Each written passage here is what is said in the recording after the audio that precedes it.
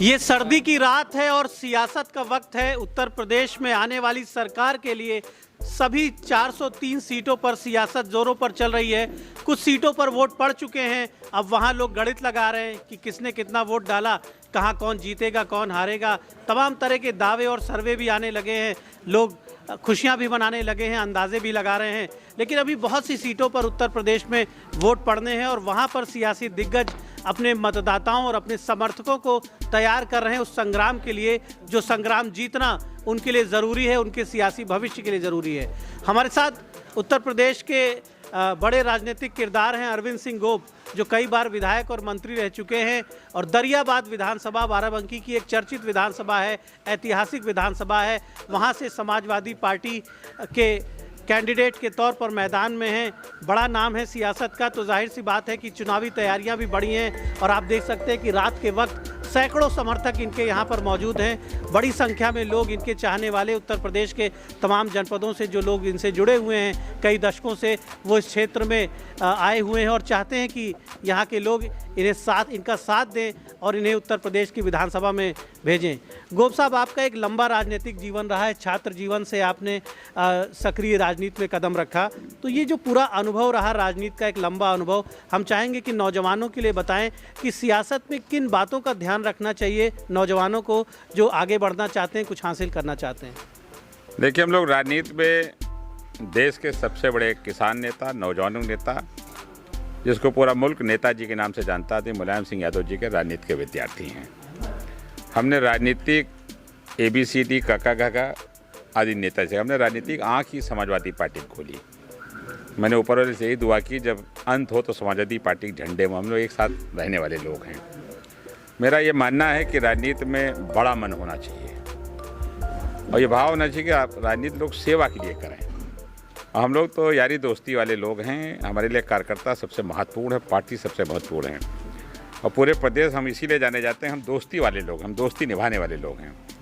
हम लोग जिसका एक बात साथ पकड़ते हैं कभी नहीं छोड़ते हैं और राजनीति में सच बोलना चाहिए, सही रास्ते को चुनना चाहिए। चुनौती चाहे जितनी बड़ी हो, चुनौती स्वीकार करके मुंह तोड़ जवाब देना चाहिए, ये हमारा मूल मंत्र है। आप रामनगर से चुनाव पिछला लड़े थे, इसके पहले आप हैदरगढ़ से विधायक हुए, उसके बाद रामनगर से भी विधायक हुए। पिछली बार जो परिणाम आए उसके बाद पुनः आप रामनगर से लड़ना चाहते थे, लेकिन आपकी पार्टी ने दरियाबाद भेजा आपको। ये विषय पुराना हो गया है, लेकिन ये विषय इसलिए बार बार आपके सामने आता है क्योंकि आपकी एक मजबूत तैयारी थी रामनगर में। तो यहाँ क्या सारे बूथों पर उसी तरह का नेटवर्क फिर से खड़ा हो गया है, जो नेटवर्क आप समझते हैं कि ज़रूरी है? समाजवादी पार्टी का कार्यकर्ता चुनाव लड़ता है, संगठन चुनाव लड़ता है और नेता कहीं चुनाव लड़े। हम लोग उत्तर प्रदेश के किसी जिले में चुनाव लड़ सकते हैं क्योंकि हम लोग शुरू से सियासत करते हैं और पिछले 30 साल से हम सक्रिय सियासत में हैं। बहुत कम उम्र में ऊपर वाले का आशीर्वाद से, नेताजी की कृपा से हम 3 बार विधायक बन चुके, 2 बार मंत्री बन चुके और शायद कम लोग होंगे जो पहली बार विधायक बन के किसी महत्वपूर्ण विभाग के मंत्री बने हों। यह सौभाग्य मुझे नेताजी ने दिया है। मेरा तो ये मानना है कि जो काम करता है, जो जनता के बीच में रहता है, उसको चुनाव कहीं लड़ने से हिचक नहीं होनी चाहिए।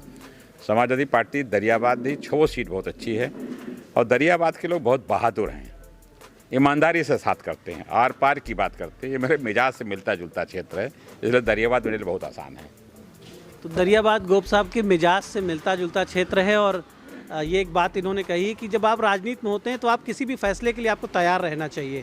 आपकी पार्टी, आपके नेता कहीं से भी आदेश करें कि कहीं से भी चुनाव लड़ना हो, तो राजनीति में वो लोग जो एक क्षेत्र बनाकर केवल एक क्षेत्र की राजनीति करते हैं, ये माना जा सकता है कि वो उतने बड़े नेता नहीं होते हैं। बड़े नेता उनको मानना चाहिए जो कहीं से भी लड़ने के लिए, देश प्रदेश की जनता के लिए कहीं से भी आगे बढ़ने के लिए और मैदान में उतरने के लिए तैयार हों।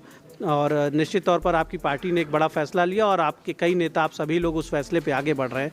दरियाबाद में आप लगातार भ्रमण कर रहे हैं, यहाँ पर किन चीज़ों की ज़रूरत देख रहे हैं आप? विकास के कौन से पैमानों पर दरियाबाद आपको पीछे दिखता है और क्या ज़रूरतें हैं यहाँ की जनता की, क्या अपेक्षाएँ हैं जिनको आप पूरा करने के लिए मैदान में हैं?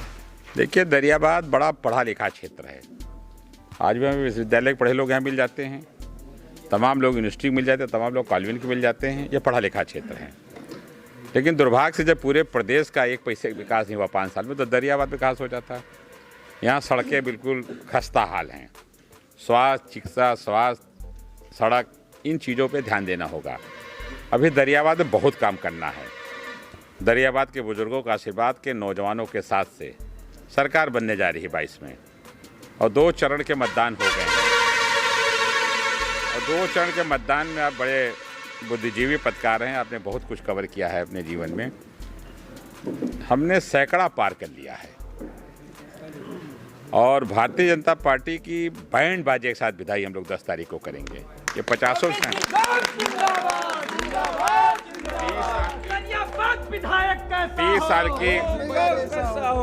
30 साल की सियासत में इतना गजब का चुनाव हमने नहीं देखा। चुनाव हम कई लड़े हैं। चुनाव वर्तमान उसमें जब पहला चुनाव प्रदेश मुख्यमंत्री लड़े थे, जो जोश दरियाबाद के अंदर है, जो उत्साह है, जो गर्मी है, चाहे गरीब हो चाहे किसान चाहे ना, सब परिवर्तन के लिए चुनाव लड़ रहे हैं। ये पहला चुनाव है मेरा जो जनता लड़ रही है। हम लोग केवल हाथ जोड़ के घूम रहे हैं। आप किसी गाँव चले जाइए, 100-200 लोग खड़े हैं, भैया जाओ हम चुनाव लड़ रहे हैं, भैया जाओ हम चुनाव लड़ रहे हैं। आज किसान परेशान है, गरीब परेशान है, नौजवान परेशान है। और भारतीय जनता पार्टी इतनी खराब सरकार होगी किसी ने सोचा नहीं था। प्रचंड बहुमत की सरकार थी, डबल इंजन की सरकार लोग बोल रहे थे, लेकिन देश का अन्नदाता जिसके दम पे हमारा पेट पलता, हम जिंदा होते हैं, उसको 1 साल तक सड़क पर बिठा दिया, उसका ध्यान नहीं दिया। ये बात दिन कमरे में काफ़ी पीते रहे, बताते रहे, ये रणनीति की जाएगी। पश्चिम में हम किसानों को इसलिए सलाम करते हैं, 2 चरण के मतदान में किसानों ने इनकी हैसियत बता दी। कल हम समाचार पे सुन रहे थे दोपहर में कि भारतीय जनता पार्टी के बस्ते पे एक आदमी नहीं है, और लोकदल समाजवादी पार्टी के बस्ते पे उसका शब्द था मेला लगा है। तो मेला ऐसे नहीं लगता है, जब मेला ऊपर वाले की दया होती तबे लगता है। तो साफ हो गए पश्चिम में। अब लखनऊ आते थे घुटनों बल गिर जाएंगे, और जब 12 में आएंगे तो हम लोग झाड़ू लगा देंगे, पूर्वांचल का पोछा लगा के साफ कर देंगे। 22 में सरकार बनना तय है, अखिलेश जी का मुख्यमंत्री बनना तय है। तो गोप जी का कहना है कि 22 में सरकार बनेगी और अखिलेश जी सीएम बनेंगे। बीजेपी के लोग भी अपने दावे कर रहे हैं, उनका भी मनोबल ऊंचा है। वो कहते हैं कि हम फिर से रिपीट कर रहे हैं। यहाँ पर जो कैंडिडेट हैं बीजेपी के, वो एमएलए भी हैं, और पिछली बार उन्होंने स्वर्गीय राजा साहब, जिनका कुछ दिनों पहले निधन हो गया, उनको चुनाव हरा दिया था। राजा साहब भी इस क्षेत्र के बड़े लोकप्रिय लीडर के रूप में चर्चित रहे, कई बार एमएलए रहे, मिनिस्टर भी रहे। तो वो कैंडिडेट, उनको क्या अंडर एस्टिमेट किया जा सकता है? क्या ये माना जा सकता है कि वो कैंडिडेट छोटे हैं, कमज़ोर हैं? हार जीत लगी रहती है, उतार चढ़ाव लगा रहता है। मैं आपकी एक बात का खंडन करता हूं कि बीजेपी में उत्साह है। बीजेपी को उत्साह खत्म हो गया है। बीजेपी निराश और हताश है। पूरे प्रदेश में यही बात नहीं है। पिछली बार एक बहुत बड़ा बहुमत मिल गया था बीजेपी को। जिन लोगों ने कभी चुनाव के बारे में सोचा नहीं था, वो भी हाउस पहुंच गए। वही कारण है, कोई अनुभव नहीं था लोगों के पास, कोई तजुर्बा नहीं था, कोई काम करने का तरीका नहीं था। आज भारतीय जनता पार्टी जो छीछा लेदर हो रही है, ये जो प्रचंड बहुमत के लोग पहुंच गए थे, इन्हीं कारण और हो रही है। तो किसी को राजनीति हम कमज़ोर नहीं समझते। चुनाव में चुनाव होता है, लेकिन चुनाव जनता बोलती है, जनता दिखा देती चुनाव किस तरफ जा रहा है। आप इसमें उठिए, किसी चौराहे पर चले जाइए तो पूछे रहेगा कि समाजवादी पार्टी सीधे सीधे चुनाव जीत रहे, कोई लड़ाई नहीं है। अच्छा गोप साहब, समाजवादी पार्टी के वर्कर्स एक्टिव हैं, और जाहिर सी बात है 5 साल जो पार्टी सत्ता में नहीं रही है, और दूसरी तरफ एक पार्टी जो 5 साल सत्ता में रही है, दोनों के लिए जनता की फीलिंग्स अलग अलग होती हैं। जब आप सत्ता में रहते हैं तो सत्ता विरोधी लहर होती है, बहुत सी अपेक्षाएं आपने पूरी नहीं किए होते हैं, बहुत से वादे नहीं पूरे किए होते हैं, और दूसरी तरफ जो सत्ता में नहीं रहे होते हैं तो वो एक संघर्ष अतिरिक्त करते हैं, क्योंकि वो अपना पुराना खोया हुआ सम्मान, वो गौरव या वो स्थान हासिल करना चाहते हैं। तो जाहिर सी बात है कि आक्रामक दिख रही है समाजवादी पार्टी। विकास के मायनों में आप ये कह रहे हैं लगातार कि 5 साल काम नहीं हुआ है, तो क्या क्या काम आप देने जा रहे हैं, क्या क्या नई चीज़ें आप देने जा रहे हैं, वो कौन से विषय होंगे जिन पर आप काम करेंगे और लोग खुशहाल होंगे, ये भी लोग जानना चाहते हैं। प्रदेश में सबसे बड़ा मुद्दा बेरोजगारी है, किसानों का वाजिब मूल्य है, गन्ने का भुगतान है, बिजली की समस्या है, सड़क, शिक्षा, स्वास्थ्य, ये बहुत बड़ी समस्या है। मुझे नहीं लगता भारतीय जनता पार्टी क्यों इस पर ध्यान नहीं दी। हमें गाँव में कार्यक्रम करते कम से कम 100-150 महिलाएं थी, उन्होंने कहा मेरी पेंशन छीन ली गई। तो छीन ली गई शब्द नहीं अच्छा है। कितना आक्रोश है जनता के बीच में। मुझे लगता है कि उत्तर प्रदेश सरकार ने विचार नहीं किया कि हमको कुछ करना है। उनको कहीं से ये महसूस होने लगा कि ये पट्टा हो गया है। राजनीति में सीट कभी परमानेंट नहीं होती। हर 5 साल बाद बदलने का अधिकार है, दोबारा लाने का अधिकार है। ये लोकतंत्र का सबसे बड़ा पर्व है। वही कारण है कि आज जनता इनसे परेशान है। और जहाँ तक काम की बात रही, हम वो हर काम करेंगे जो जनता की ज़रूरत का है, जो जनता की आवश्यकता का है, जो जनता के मान सम्मान से जुड़ा है। क्योंकि मैं मानता हूँ कि पिछले 5 साल जब 12 से 17 सरकार रही, तो हम एक ऐसे नौजवान ऊर्जावान नेतृत्व के साथ काम किए जिसका नाम अखिलेश यादव जी है। पूरा देश जानता है कि अखिलेश यादव का विज़न बहुत बड़ा है, बहुत क्लियर है। वो डेवलपमेंट की बात करते हैं। अभी आप कोरोना काल की बात करिए, पिछले दिनों अगर ये आगरा स्पेस वे ना बना होता तो कितनी मौतें होती। जहाज़ें तो बंद था, फ्लाइट सारी बंद थी, लेकिन सारी जो इमरजेंसी सेवाएं थी, लोग थे, सब आगरा स्पेस वे चल रहे थे। हमने अंतर्राष्ट्रीय स्टेडियम बनाया, कान्हा स्टेडियम बनाया, वर्ल्ड क्लास का हम रिवर फ्रंट बना रहे थे। हमने जयप्रकाश नारायण सेंटर बनाया, हमने कैंसर अस्पताल बनाया। क्या नहीं किया। आप रामनगर आ जाइए, हमने 200 करोड़ केवल एक बंधा बना दिया। 200 करोड़ बहुत होता है। जो बाढ़ से लोग पीड़ित थे, हमने सड़क, डामगला, पुल, पुलिया सब बनवा दिया। मुझे तब मज़ा आता है जब हम काम करते हैं। मैं आपको भरोसा दिलाना चाहता हूँ कि 22 में जब अखिलेश जी की सरकार बनेगी, पूरे प्रदेश में फिर विकास के काम होंगे। नौजवानों के हाथ में लैपटॉप होगा, नौकरी होगी, रोजगार होगा और मान सम्मान होगा। महिलाओं को समाज बताइए, लोहिया आवास हम देते थे 3,05,000, करीब 3.5 लाख हो गया। उस विभाग के मंत्री हम थे। कहाँ गया आवास, कहाँ गई पेंशन, कहाँ गया लैपटॉप, कहाँ गई सड़क? अरे मैं तो कहता हूँ जो सड़क के मंत्री, उन्हीं के सड़क नहीं बन पाई तो कर क्या रहे थे? इस सरकार ने ये सोचा कि जनता शायद बहकावे छोड़ देती है। जनता सही वक्त पे सही चोट करती है और सही फैसला लेती है। ये जिस नशे में चूर थे, वो नशा जनता ने इनका तोड़ दिया है। जनता के लिए फैसले की घड़ी है। और गोप साहब का कहना है कि, और ये बात सही भी है, कि राजनीति में दम्भ नहीं होना चाहिए, किसी को भी घमंड नहीं होना चाहिए, क्योंकि परिवर्तन का मौका जनता को मिलता है। और देश का इतिहास गवाह है कि बड़े बड़े दिग्गज जो बहुत लोकप्रिय रहे, जनता ने उन्हें भी लोकतंत्र की सच्चाई से अवगत कराया। बड़े बड़े दिग्गजों को जनता चुनाव हरा देती है। तो जनता के पास एक ताकत संविधान की है और उसका इस्तेमाल करना वो बेहतर जानती है। गोप साहब, समाजवादी पार्टी जब सत्ता में आई थी तो प्रचंड बहुमत से आई थी, और उसके बाद जनता ने बीजेपी को मौका दे दिया। इसके पहले जनता ने बसपा को मौका दिया था। उत्तर प्रदेश के लोग लगातार पिछले 3-4 चुनाव का ट्रेंड देखें तो वो बदलाव कर रहे हैं और बहुमत से सरकारों को मौका दे रहे हैं, बहुमत देते हैं कि आप पूरा काम करिए, कोई भी फैसला करिए प्रदेश के हित में। क्या वीकनेस रह गई थी पिछली बार, और क्या इस बार कोशिश करेंगे कि वो वीकनेस रिपीट ना हो आपकी? देखिए, प्रदेश की जनता बहुत भोली, बहुत भाली है, बहुत शरीफ लोग हैं। ये बहकाने में कामयाब हो गए। आज भी किसान कहता भैया 15 लाख रुपए कब आई है, तो मुझे भारतीय जनता पार्टी का वादा है। ये इतना झूठ बोले, जनता इनके बहकावे में आ गई। लेकिन अब जनता होशियार है। ये अगर झूठ न बोलते तो शायद जनता में इतना गुस्सा ना होता। ये अगर विकास करते शायद इतना गुस्सा न होता। जनता और झूठ का, किसानों के 1 साल का सड़क पर बैठने का अपमान का बदला ले रही है। ये झूठे लोग को हटाने के लिए फैसला हो रहा है, उसमें कामयाब हो गए। चलिए, एक बार कामयाब हो गए। अगर ये अच्छा काम किए होते तो ये माहौल क्यों होता? 2 चरण के मतदान हुए हैं। भारतीय जनता पार्टी जो शीर्ष नेतृत्व, इस पर चिंतन करा आगे किससे लड़ा जाएगा। आप हमें एक बात केवल जवाब दे दीजिए, आदरणीय अखिलेश यादव जी को रोकने के लिए देश का पूरा राष्ट्रीय नेतृत्व दिल्ली का, लखनऊ में है कि नहीं है? तो मैं मानूं कि उत्तर प्रदेश नेतृत्व पर भरोसा नहीं है। हम अगर चुनाव लड़े, जितने लोग बैठे हैं या खड़े हैं, हम इनके भरोसे चुनाव लड़ रहे हैं।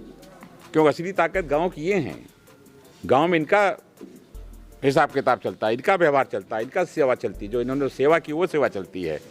अब अगर हम बाहर से लाख चुनाव किसी चीज़ देंगे, आज की तारीख में उत्तर प्रदेश की जो बीजेपी की लीडरशिप है, उससे देश का जो राष्ट्रीय है उसका विश्वास उठ गया है। कौन नहीं है? देश का बादशाह से लेके उसकी पूरी कैबिनेट लाल टोपी पे बहस कर रही है। ये तो हमारा प्रचार कर रहे हैं। ये लाल टोपी क्रांति की प्रतीक है, परिवर्तन प्रतीक है, गरीब किसान नौजवान का प्रतीक है लाल टोपी। आज भारतीय जनता पार्टी का सारा नेता प्रदेश में है। मीटिंग में आदमी 2000, 2500, 3000। सरकारी तंत्र वो भी अखिलेश यादव निकले रथ से। अगर 1 लाख आदमी उसका वो बताइएगा।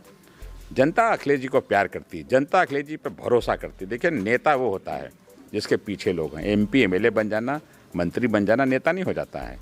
ठीक, वो भी बनते हैं सेवक। अखिलेश यादव जी जनमानस के नेता हैं। अखिलेश यादव गरीब किसान नौजवान के नेता हैं। अखिलेश यादव जी देश के किसी कोने में खड़े हो जाएं, मेला लग जाता है। इन लोग बताना पड़ता है कि कौन लोग हैं, इतना अंतर है। गोप जी, राजनीति में आपने कहा कि राजनीति में लोकप्रियता बड़ी मुश्किल से मिलती है, बड़ा परिश्रम करना पड़ता है, काम करना पड़ता है, तब पहचान बनती है। और समाजवादी पार्टी का एक बड़ा इतिहास है, उत्तर प्रदेश में कई बार समाजवादी पार्टी सरकार बना चुकी है। लेकिन जब समाजवादी पार्टी सत्ता में आती है तो चर्चाएं होने लगती हैं, लोग आरोप लगाने लगते हैं कि साहब विकास तो बहुत कराया, निश्चित तौर पर काम कराया, एक्सप्रेसवे बनाए, अस्पताल बनाए, तमाम बिल्डिंग्स बनी, लेकिन लॉ एंड ऑर्डर फ्रंट पर आरोप लगने लगते हैं कि अपराध बढ़ गया, माफिया सड़कों पे आ रहे हैं, गुंडागर्दी हो रही है, तुष्टीकरण का आरोप लग जाता है, जातिवाद का आरोप लग जाता है। तो नहीं, मैं ये पूछ रहा हूँ कि क्या समाजवादी पार्टी सावधान है इन विषयों पर कि वो जो वीकनेस जिसका आप चाहे दुष्प्रचार करें या प्रचार करें, मीडिया में जो मुद्दे बनकर आते थे जिसकी वजह से आपको बहुमत की सत्ता गंवानी पड़ी और 5 साल विपक्ष में रहे, तो इस बार सावधान हैं कि आप माफियाओं से दूर रहेंगे, अपराधियों से दूर रहेंगे, गुंडागर्दी, तुष्टीकरण इसको पनपने नहीं देंगे, भेदभाव नहीं होगा और सारी जनता को एक समान व्यवहार मिलेगा। ये चुनाव क्यों हम जीत रहे हैं? भारतीय जनता पार्टी का सब दांव फेल हो गया। दांव उन्होंने सब चले प्रथम चरण से, ऐसा नहीं है। सारे नेता आए लेकिन जनता होशियार है। जनता ने कहा हम एक साथ हैं, हम एक साथ रहेंगे, इनके किसी बहकावे में नहीं आएंगे। ये तो आरोप लगाते हैं, इनके पास सब संतय बैठे हैं क्या? बतावें कौन माफिया हमारी पार्टी में है? कोई आदमी 4 बार 5 बार 6 बार 7 बार चुन के जाता है, वो माफिया हो गया। जब लोकतंत्र में चुनाव का अधिकार है, जनता चुनती है, मैं इनसे पूछता हूँ कई दर्जन अपराधी छवि के लोग इनके क्या विधायक हैं? ये तो आरोप लगाते हैं। वो कहावत है, खिसियानी बिल्ली खंबा नोचे। आवा डिबेट करें, बैठ के बात करें। हम अब तो सूची हम भी पढ़ेंगे, बताओ मैं क्या कौन माफिया है। अगर जनता किसी चुन के भेजती, उसकी लोकप्रियता है, वो बार बार हाउस जा रहा है, लोकसभा जा रहा है, तो उसको माफिया बता देते हैं। इनके पास कोई कहने का तो मामला है ही नहीं। ये आजकल यही बता रहे हैं। कितने छोटे मन के लोग हैं। हमारी जब सूची जारी होती है तो ये उस पर बहस कर रहे हैं, जो हमारे कैंडिडेट उस पर। अब इनकी मानसिकता, इनकी सोच, इनकी हैसियत तीनों उसमें है। डेवलपमेंट पे बहस नहीं, रोजगार पे बहस नहीं, किसान पे बहस नहीं, स्वास्थ्य पे बहस नहीं, समाजवादी पार्टी की सूची पे बहस। आप समझ लीजिए क्या कर रहे हैं। ये रोज नया दाव फेंक रहे हैं, लेकिन जनता हर दाव को किनारे कर रही है। कह रही अब कि तुमको धुबिया पाट मारेंगे तब चारों खाना चित हो जाएगा। तो समाजवादी पार्टी ने धोबिया पाट की तैयारी की है बीजेपी के लिए। वो बीजेपी जो देश में राज कर रही है, कई प्रदेशों में राज कर रही है, उसे उत्तर प्रदेश के चुनाव को जीतने के लिए जाहिर सी बात है मेहनत तो करनी ही पड़ रही है। उनके प्राइम मिनिस्टर, उनके होम मिनिस्टर, उनके कई प्रदेशों के नेता उत्तर प्रदेश में दौरे कर रहे हैं, मीटिंग्स कर रहे हैं। लेकिन उत्तर प्रदेश देश का सबसे बड़ा प्रदेश है, घनी आबादी का प्रदेश है, सर्वाधिक मतदाताओं वाला प्रदेश है। तो जाहिर सी बात है कि यहाँ का जो जनादेश होता है वो विशेष होता है और उस विशेष जनादेश की हम सबको प्रतीक्षा है। तो 10 मार्च को जनता ने जो आदेश किया है, अलग अलग चरणों के मतदान में जो फैसला लिया है, जो अपना जनादेश जारी किया है, उसका प्रिंट आउट हमारे सामने आएगा। वो आदेश जनता का, वो सर्वोच्च आदेश जो है वो जनता का हमें देखने को मिलेगा। हम इंतज़ार करेंगे उस पल का।